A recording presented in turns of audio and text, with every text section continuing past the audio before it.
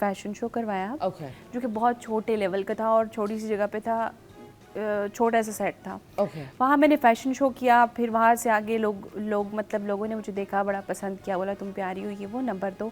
तो मैं सबको नंबर बांटती गई कि खुश हो गई मैं कि भाई शायद मैं कोई बहुत खूबसूरत हूँ और मैं इंडस्ट्री में आगे चली जाऊँगी, और मैंने बहुत बड़ा काम कर लिया है। उस वक्त वो मेरे लिए बहुत बड़ा काम था। खैर उस तरह से फिर मैंने स्टार्ट किया, आगे ऑफर्स आती रही, मॉडलिंग करती रही। कहाँ नंबर बांटा? रैम वॉक जिसने मुझसे मांगा, चाहे वो कोऑर्डिनेटर था या कुछ भी नहीं था, या फिर कुछ लोग होते ना जो ठरकी मर के आए होते हैं, सबको दे दिया। ओके। फिर एक वक्त आया कि मुझे लोग इधर से कॉल नहीं किया इतना दे देकर? नहीं, मैंने कहा थक जाता है। नहीं, अच्छा मुझे पूछते हैं आप न्यू है, मैंने बोला हाँ, हम आपको ऑफर करेंगे। मैंने कहा ओके ठीक है, ऑफर करेंगे? हम आपको शूट्स ऑफर करेंगे, हमारे इतने अच्छे अच्छे ब्रांड्स हैं हमारे पास, हम आपको शूट्स करवाएंगे, ये करेंगे वो करेंगे। मैंने कहा ओके। अच्छा मैं हर चीज में ओके बोलती हो? हाँ, ये बड़ा डेंजरस डायलॉग है। अच्छा मैंने उनसे बोला ओके ठीक है आप ले लीजिए नंबर। तो मैंने सबको बांटा, फिर लोगों ने मुझे तंग किया। कम नहीं हुआ? इतना बांट दिया। बांट रहे, कम नहीं हुए? नहीं हुआ। नंबर्स फिर लोगों ने मुझे कॉल्स की, घंटा घंटा कॉल पे बात करते, मैं भी लगी रही। घंटा? अच्छा एक मिनट, ये कौन सा घंटा और कौन सा शूट हो रहा होता है कि घंटा? आप बताएं, आप घंटे घंटे बात करते हैं? हो ही नहीं सकता। मतलब आपका जो स्टार्ट था ना, वो स्टार्ट ही गलत था। एक तो उसने आपके 10,000 से खुद शॉपिंग की और आपको लिपस्टिक लगा के तस्वीरें खींच दी। हाँ, और ऊपर ऊपर क्या छोटे छोटे से अपना वो फैशन शोज दे दिया आपको। पता नहीं था इंडस्ट्री क्या है, काम क्या होता है। मैं कश्मीर से आई हुई थी, कुछ पता नहीं था। कराची का माहौल बहुत डिफरेंट था मेरे लिए, मैंने बहुत प्रॉब्लम्स देखी। मैं जब कश्मीर से यहाँ आई, मैं यहाँ बातें सुनती थी, देखती थी, कहती थी ये क्या हो रहा है। बहुत मुश्किल था। आहिस्ता आहिस्ता फिर मैंने चीज़ें सीखी। मुझे लगता है कि मैं 18 ईयर्स की थी जब मैं कराची में आई और मुझे कुछ भी नहीं पता था। अब कितने साल की हैं? 21।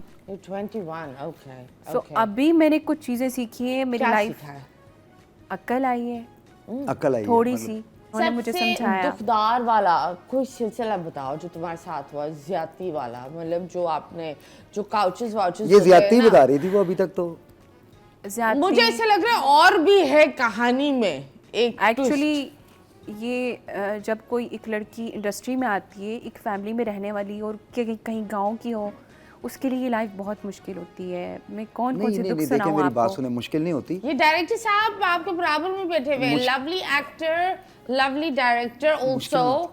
मुश्किल आप खुद बना लेते हैं। Knock the door properly. आप प्रॉपर जगह पे जाओगे तो वो गलत दरवाजा खटखटा लेगी। गलत ही खटखटा रही थी ना। एक्चुअली जब आपकी फैमिली से कोई इंडस्ट्री में ना हो तो या आपको वे ना पता हो। बहुत सारे लोग ऐसे आते हैं जो जिनकी फैमिली में से कोई भी इंडस्ट्री में नहीं होता। मैं आपको बताती हूँ, मैं तो इस मुल्क की थी भी नहीं, मुझे ज़बान भी नहीं आती थी। मुझे क्या आता था, बस उर्दू और हिंद को आती थी। हिंद को मेरी लैंग्वेज है। That's all I'm going to say. Break.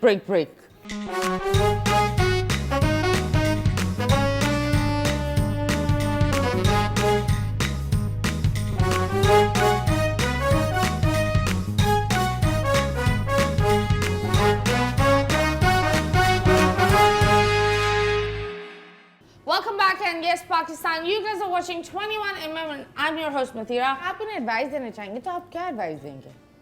मैं इन्हें एडवाइस दूंगा कि पहले ना काम को सीखें, उसके बाद काम में घुसें। नो हाउ होनी चाहिए ना आपको काम करने से पहले। आपको, मैं भी मीडिया में ऐसे ही नया आया था। नया आने के बाद आपको पता चलती हैं चीज़ें कि यार इससे मिलना है, इससे नहीं मिलना, वो काम देगा, वो काम नहीं देगा। सबसे पहले आपको ये पता होना चाहिए कि आपके अपने अंदर स्किल्स क्या हैं। जब तक आपको अपने स्किल्स का नहीं पता होगा कि यार मैं करने क्या आई हूँ। एक्टिंग का तो आप कैमरा लेके अभी रोड पे खड़े हो जाओ, 99% लोग कहेंगे हमने एक्टर बनना है, लेकिन सब तो नहीं बनते। आप पता है आपकी स्ट्रगल क्या थी when you came into this industry? Of course उस वक्त अलग था। अभी I believe बहुत आसान है। उस वक्त कंपटीशन भी थी और बहुत मुश्किल होता था। मुश्किल तब भी था, मुश्किल अब भी है। हाँ, मुश्किल तो आपने how did you push through? मैं तो समझ लें कि इनको तो शौक था, मुझे शौक नहीं था। मैं तुक्के में एक्टर बना, गलती से बताएं। बताएं। गलती ये थी कि मैं कराची आया हूँ 2003 में।